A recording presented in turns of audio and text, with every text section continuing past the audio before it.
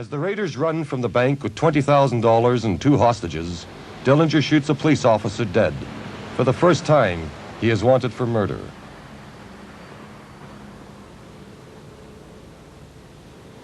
"11 days after the East Chicago robbery, Dillinger and his gang are arrested without a fight in the town of Tucson, Arizona. 3 members of the gang were staying at a local hotel when the building caught fire. They offered a fireman $12 to carry out their trunks.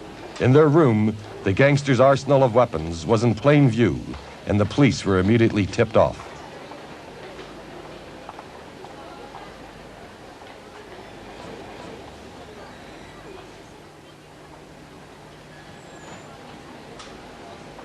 Defying strict legal processes, the authorities bundle Dillinger into an aircraft and fly him from Arizona to Indiana. In Arizona, he is wanted only for robbery. In Indiana, he faces murder charges and the electric chair. Struggling and swearing continually, Dillinger is chained to a seat for the entire trip.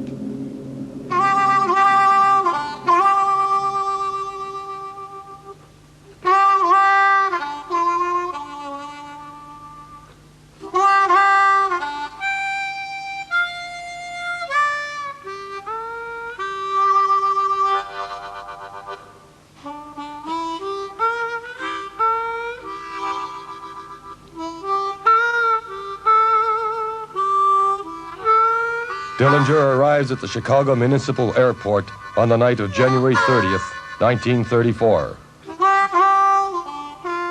The atmosphere is charged with excitement. He is besieged by reporters and cameramen. Already, the reality of Dillinger, the bank robber, jailbreaker, and cold-blooded murderer, has been overtaken by Dillinger the legend.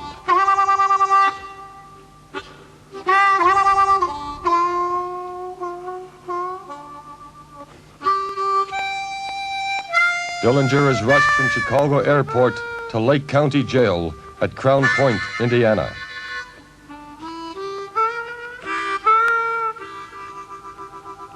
There he is placed in the custody of Sheriff Lillian Hawley. The sheriff boasts to newsmen that she can keep John Dillinger. He boasts that she cannot.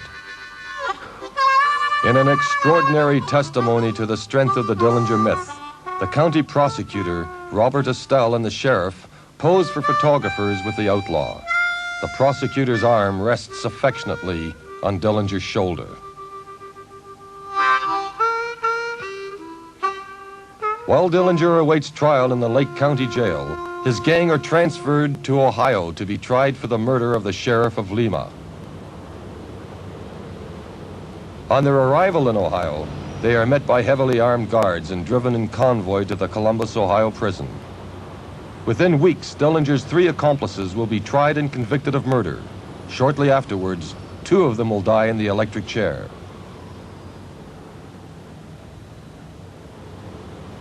At Lake County Jail, vigilance is being gradually relaxed. Armed guards no longer patrol the adjoining streets. But there are still 6 armored doors between Dillinger and freedom.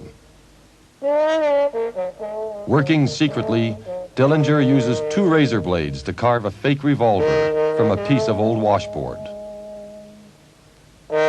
Brandishing his piece of wood, Dillinger disarms his guards, taking 1 hostage.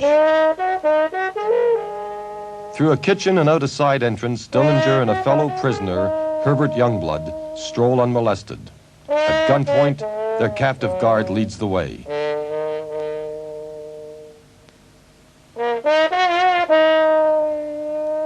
Youngblood climbs the high backyard gates to check the street beyond. Dillinger and his hostage casually stroll through the police garage. It is unlocked and unguarded.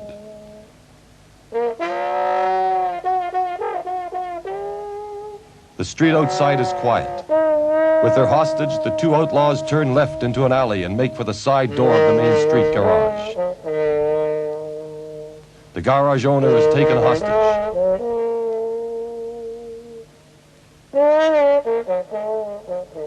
Adding insult to injury, Dillinger and Youngblood, with their hostages, escape in a car belonging to Sheriff Lillian Hawley.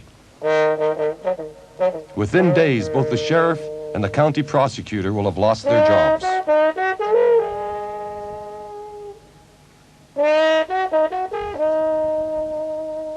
A postal worker has witnessed Dillinger's escape.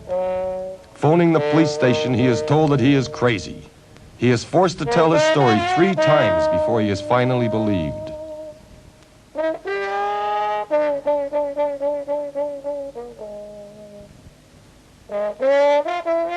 In his greatest feat of daring so far, Dillinger has made one fatal mistake.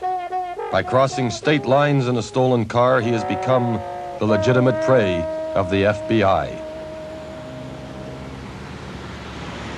By 1934, under the direction of J. Edgar Hoover, the FBI has created a new type of law enforcement officer, the special agent. Hoover believes that the FBI must become the most dedicated group of lawmen in the country, incorruptible and utterly single-minded. Do you solemnly swear to support and defend the Constitution FBI recruits undergo a rigorous program of training in weaponry, federal law, and forensic science. So help you God? I do. At the agent's disposal are the FBI's own sophisticated laboratories for the identification of blood samples, fibers, or poisons taken from the scene of a crime. The Bureau has also assembled the largest collection of firearms in the country. Virtually any bullet can be matched to the type of gun from which it was fired.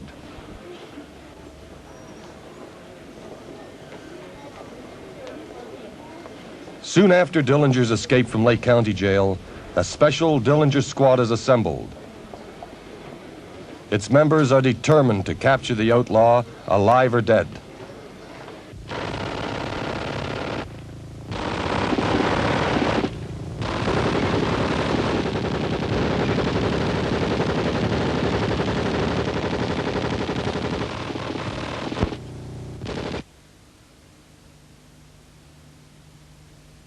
Dillinger's trail from Crown Point first takes him to Chicago, where he abandons Sheriff Lillian Hawley's car. Dillinger is twice spotted by detectives but escapes. By March 13th, he is in Mason City. By the following day, he has reached St. Paul, Minnesota, and is teamed up with his girlfriend, Billy Frischetti. The landlady of the boarding house at which the couple are staying tips off the police. Billy and Dillinger escape by a back staircase in a hail of bullets. Dillinger is shot in the leg.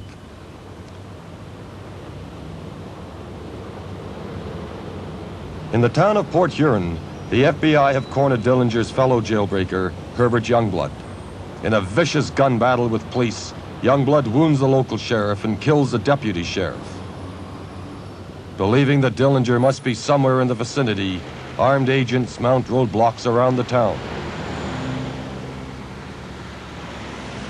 But they are searching in vain. John Dillinger is in Minneapolis, having his leg wound treated. The treatment will cost the doctor 2 years in jail. A few days later, Dillinger and his girlfriend Billy are sighted in Carthage, Illinois. On April 6th, they abandon their car in Mankato, Minnesota. Another stolen car takes them to Noblesville, Indiana, only a short distance from Dillinger's hometown of Mooresville.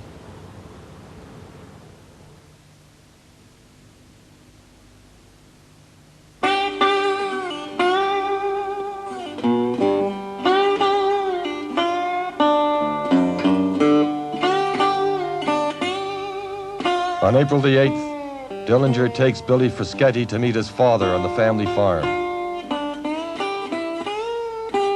Even John Dillinger Sr. has succumbed to the Dillinger myth. He believes that his son robs banks but would never kill.